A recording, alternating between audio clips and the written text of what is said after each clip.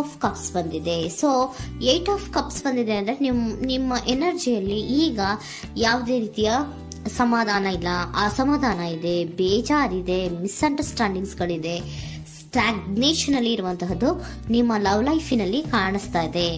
ಏನು ಬೇಡಪ್ಪ ಅನ್ನುವಂತಹದ್ದು ಮುಂದೆ ಹೋಗ್ತಾ ಇರುವಂತಹದ್ದು ಕಾರ್ಡಿನಲ್ಲಿ ರೆಪ್ರೆಸೆಂಟ್ ಆಗ್ತದೆ. ನೋಡಿ, ಬೇಡ ಅನ್ನುವಂತಹ ಆಲೋಚನೆಯನ್ನು ಮಾಡಿ ನಿಮ್ಮ ಲವ್ ಲೈಫಿನ ವಿಚಾರದಿಂದ ಮುಂದೆ ಹೋಗ್ತಾ ಇರುವಂತಹದ್ದು ರೆಪ್ರೆಸೆಂಟ್ ಆಗ್ತಾ ಇದೆ. ಸೊ ಕೆಲವೊಬ್ಬರಿಗೆ ಈಗ ಆಲ್ರೆಡಿ ಕೆಲವೊಬ್ಬರಿಗೆ ಲವ್ ಲೈಫಿನ ವಿಚಾರದಲ್ಲಿ ಎಂಡಿಂಗ್ ಅನ್ನ ರೆಪ್ರೆಸೆಂಟ್ ಮಾಡಿದೆ. ಅಂದ್ರೆ ಲವ್ ಬ್ರೇಕಪ್ ಆಗಿರುವಂತಹದ್ದು ರೆಪ್ರೆಸೆಂಟ್ ಆಗ್ತಾ ಇದೆ.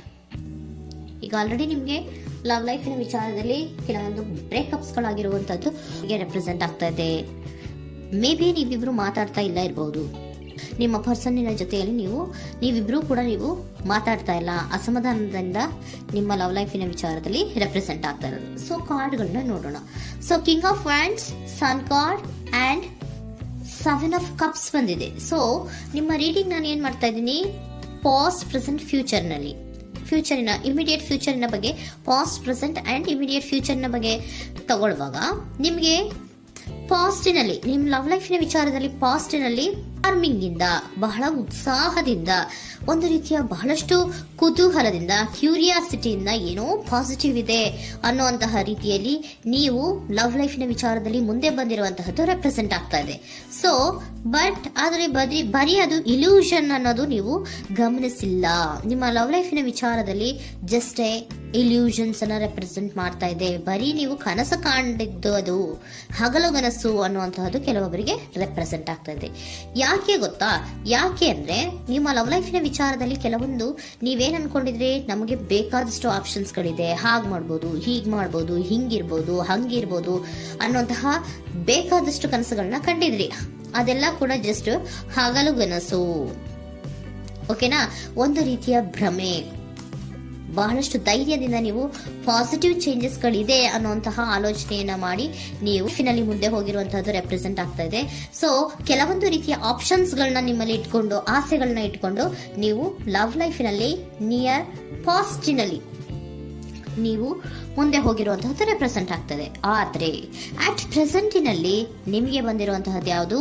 5 of cups, 7 of pentacles and king of cups. ಏನ್ ಬಂದಿದೆ? 5 ಆಫ್ ಕಪ್ಸ್. 5 ಆಫ್ ಕಪ್ಸ್ ಏನಾಗಿದೆ? ಫೇಲ್ಯೂರ್ಸ್ ಆಗಿದೆ, ಅಳ್ತಾ ಇದ್ದೀರಾ, ಸಮಾಧಾನ ಇಲ್ಲ, ಖುಷಿ ಇಲ್ಲ, ಕಹಿ ಅನುಭವಗಳು ನಿಮ್ಮ ಲವ್ ಲೈಫಿನ ವಿಚಾರದಲ್ಲಿ ಆಗಿರುವಂತಹದ್ದು ಅಟ್ ಪ್ರೆಸೆಂಟಿನಲ್ಲಿ ರೆಪ್ರೆಸೆಂಟ್ ಆಗ್ತಾ ಇದೆ.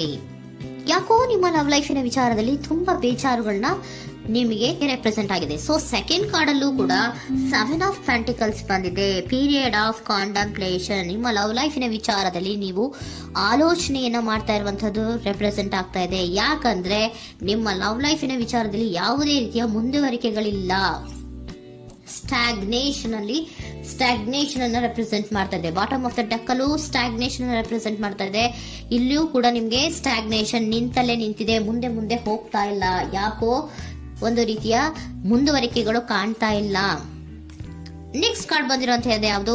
ಕಿಂಗ್ ಆಫ್ ಕಪ್ ಬಂದಿದೆ. ಸೊ ಭಾವನಾತ್ಮಕವಾಗಿರುವಂತಹದ್ದು, ಯೋಚನೆಯನ್ನ ಮಾಡ್ತಾ ಇರುವಂತಹದ್ದು, ಯಾಕೆ ಹಿಂಗಾಯ್ತು ಅನ್ನೋದ್ರ ಬಗ್ಗೆ ನೀವು ಆಲೋಚನೆಯನ್ನ ಮಾಡ್ತಾ ಇರುವಂತಹದ್ದು ರೆಪ್ರೆಸೆಂಟ್ ಆಗ್ತದೆ. ನಿಯರ್ ಪಾಸ್ಟ್ ನಲ್ಲಿ ನನಗೆ ಬೇಕಾದಷ್ಟು ಆಪ್ಷನ್ಗಳಿತ್ತು, ಹಂಗ್ ಮಾಡ್ಬೋದು, ಹಿಂಗ್ ಮಾಡ್ಬೋದು, ಆಪ್ಷನ್ಸ್ ಬೇಕಾದಷ್ಟಿದೆ ನನ್ನ ಲವ್ ಲೈಫಿನಲ್ಲಿ ಅಂತ ನೀವು ಅನ್ಕೊಂಡಿದ್ರಿ. ಬಟ್ ಈಗ ನೀವು ಅನ್ಕೋತಾ ಇರೋದೇನೋ ಅಟ್ ಪ್ರೆಸೆಂಟಿನಲ್ಲಿ ಬ್ಯಾಲೆನ್ಸ್ ಅನ್ನ ಮಾಡ್ಬೇಕು. ಯಾಕೋ ಇಲ್ಲಿ ಅಸಮಾಧಾನಗಳಾಗ್ತಾ ಇದೆ, ಮಿಸ್ಅಂಡರ್ಸ್ಟ್ಯಾಂಡಿಂಗ್ ಗಳಾಗ್ತಾ ಇದೆ, ಮಿಸ್ಕಮ್ಯುನಿಕೇಶನ್ ಗಳಾಗ್ತಾ ಇದೆ, ಕೆಲವೊಬ್ಬರಿಗೆ ಬ್ಲಾಕ್ಗಳು ಕೂಡ ಆಗ್ತಾ ಇದೆ, ಫೋನ್ ಬ್ಲಾಕ್ಸ್ಗಳು ಕೂಡ ಆಗ್ತಾ ಇದೆ. ಯಾವುದೇ ಮೆಸೇಜ್ಗಳಿಲ್ಲ, ಫೋನು ಇಲ್ಲ. ಓಕೆನಾ? ಸೊ ಆ ರೀತಿಯ ಆಲೋಚನೆಗಳಲ್ಲಿ ಮಾಡ್ತಾ ಇರುವಂತಹದ್ದು ರೆಪ್ರೆಸೆಂಟ್ ಆಗ್ತಿದೆ. ಒಂದು ರೀತಿಯ ಬ್ಯಾಲೆನ್ಸ್ ಅನ್ನ ಮಾಡಬೇಕು, ಅಟ್ ಪ್ರೆಸೆಂಟಿನಲ್ಲಿ ಕೆಲವೊಂದು ರೀತಿಯ ಬ್ಯಾಲೆನ್ಸ್ ಅನ್ನ ಮಾಡಬೇಕು ಅನ್ನುವಂತಹ ಆಲೋಚನೆಯನ್ನ ನೀವು ಮಾಡ್ತಾ ಇರುವಂತಹದ್ದು ರೆಪ್ರೆಸೆಂಟ್ ಆಗ್ತಾ ಇದೆ. ಸೊ ಬ್ಯಾಲೆನ್ಸ್ ಅನ್ನ ಮಾಡಬೇಕು ಅನ್ನೋದನ್ನ ನೀವು ಯೋಚನೆಯನ್ನ ಮಾಡ್ತಾ ಇದ್ದೀರಾ. ಆದ್ರೆ ನಿಮಗೆ ಯಾಕೋ ಲವ್ ಲೈಫಿನಲ್ಲಿ ಕೆಲವೊಂದು ಕಹಿ ಅನುಭವಗಳಾಗಿರುವಂತಹದ್ದು ರೆಪ್ರೆಸೆಂಟ್ ಆಗ್ತಾ ಇದೆ.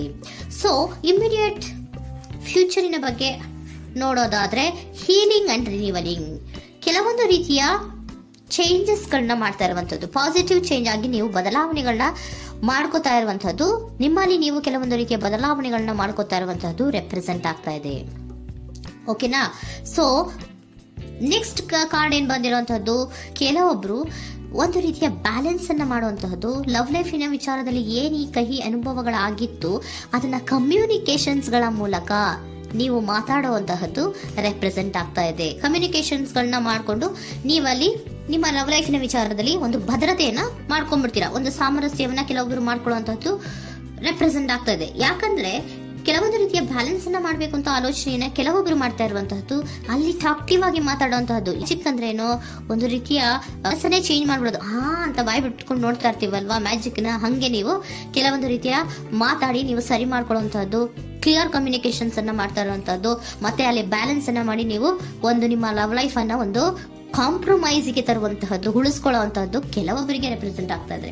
ಆದ್ರೆ ಮತ್ತೆ ಕೆಲವೊಬ್ಬರಿಗೆ ಎಂಡಿಂಗ್ ಗಳನ್ನ ರೆಪ್ರೆಸೆಂಟ್ ಮಾಡ್ತಾ ಇದೆ. ಕೆಲವೊಬ್ರು ಉಳಿಸ್ಕೊಂತೀರಾ, ಮತ್ತೆ ಕೆಲವೊಬ್ಬರಿಗೆ ಎಂಡಿಂಗ್ ಅನ್ನ ರೆಪ್ರೆಸೆಂಟ್ ಮಾಡ್ತಾ ಇದೆ. ಕೆಲವು ಪರ್ಸನ್ ಗಳಿಗೆ ಮಾತ್ರ ಎಂಡಿಂಗ್ ಅನ್ನ ರೆಪ್ರೆಸೆಂಟ್ ಮಾಡ್ತಾ ಇರೋದು, ಮತ್ತೆಲ್ಲರಿಗೂ ಕೂಡ ಹೀಲಿಂಗ್ ಅನ್ನ ರಿನಿವಲಿಂಗ್ ಮಾಡುವಂತಹದ್ದು, ಬ್ಯಾಲೆನ್ಸ್ ಅನ್ನ ಮಾಡ್ತಾ ಇರುವಂತಹದ್ದು, ಮತ್ತೆ ಕ್ಲಿಯರ್ ಕಮ್ಯುನಿಕೇಶನ್ಸ್ ಅನ್ನ ಮಾಡಿ ನೀವು ಇನ್ ಇಮಿಡಿಯೇಟ್ ಫ್ಯೂಚರ್ ನಲ್ಲಿ ಕೆಲವು ಬದಲಾವಣೆಗಳನ್ನ ಮಾಡ್ಕೋತಾ ಇರುವಂತಹದ್ದು ರೆಪ್ರೆಸೆಂಟ್ ಆಗ್ತಾ ಇದೆ. ಸೊ ಏಂಜಲ್ ಗೈಡೆನ್ಸ್ ಏನ್ ಕೊಡ್ತಾ ಇದ್ದಾರೆ ಅಂತ ನೋಡೋಣ. ಕೆಲವೊಬ್ರು ಕಾಂಪ್ರಮೈಸ್ ಮಾಡ್ಕೋತಾ ಇದ್ದೀರಾ. So next in the near future ಅಂದ್ರೆ ಇನ್ ಸದ್ಯದಲ್ಲೇ ನೀವು ಕೆಲವೊಬ್ರು ಏನ್ ಮಾಡ್ತೀರಾ, ಮಾತಾಡಿ ಕ್ಲಿಯರ್ ಆಗಿ ಮಾತಾಡಿ, ಅಯ್ಯೋ ಬೇಡಪ್ಪ ಇದು ಸರಿ ಹೋಗಲ್ಲ, ನಾವ್ ಹಿಂಗಿದ್ರೆ ಸರಿ ಹೋಗಲ್ಲ ಅಂತ ನೀವು ನೀಟಾಗಿ ಮಾತಾಡಿ ಅವ್ರನ್ನ ಒಂದು ರೀತಿಯ ಕನ್ವಿನ್ಸ್ ಮಾಡ್ತೀರಾ. ಸೊ ಮ್ಯಾಜಿಕ್ ಪರ್ಸನ್ ಮಾಡೋದೇನೋ ಕೆಲವೊಂದು ವಿಚಾರಗಳನ್ನ ಕನ್ವಿನ್ಸ್ ಮಾಡ್ಬಿಡ್ತಾರೆ ನಮ್ನ. ಹಂಗೆ ನೀವು ಕೆಲವೊಂದು ವಿಚಾರಗಳನ್ನ ಕನ್ವಿನ್ಸ್ ಮಾಡಿ ಕಾಂಪ್ರಮೈಸ್ ಅನ್ನ ಮಾಡ್ಕೊಳ್ಳುವಂತಹದ್ದು ರೆಪ್ರೆಸೆಂಟ್ ಆಗ್ತಾ ಇದೆ ಇನ್ ದ ನಿಯರ್ ಫ್ಯೂಚರ್ ಅಲ್ಲಿ. ಜಾಸ್ತಿ ದಿನ ಏನು ಇಲ್ಲ, ನೀವೇನ್ ಜಾಸ್ತಿ ದಿನ ಕಾಯುವಂತ ಅವಶ್ಯಕತೆ ಇಲ್ಲ. ಕೆಲವೊಬ್ಬರಿಗೆ ಕಾಂಪ್ರಮೈಸ್ಗಳು ಇದೆ, ಕೆಲವೊಬ್ಬರಿಗೆ ಮಾತ್ರ ಲೆಟ್ ಗೋ. ಕೆಲವೊಂದು ವಿಚಾರಗಳನ್ನ ಬಿಟ್ಟು ಬಿಡಬೇಕಾಗುತ್ತೆ. ಕೆಲವೊಂದು ಎಂಡಿಂಗ್ ಗಳನ್ನ ಮಾಡಿದ್ರೆ ನೀವು ಕಾಂಪ್ರಮೈಸ್ ಆಗ್ತಾರಾ ನೋಡಿ, ಆಗ್ಲಿಲ್ಲ ಅಂದ್ರೆ ಮುಂದೆ ನೀವು ಹೋಗ್ಬೇಕಾಗತ್ತೆ.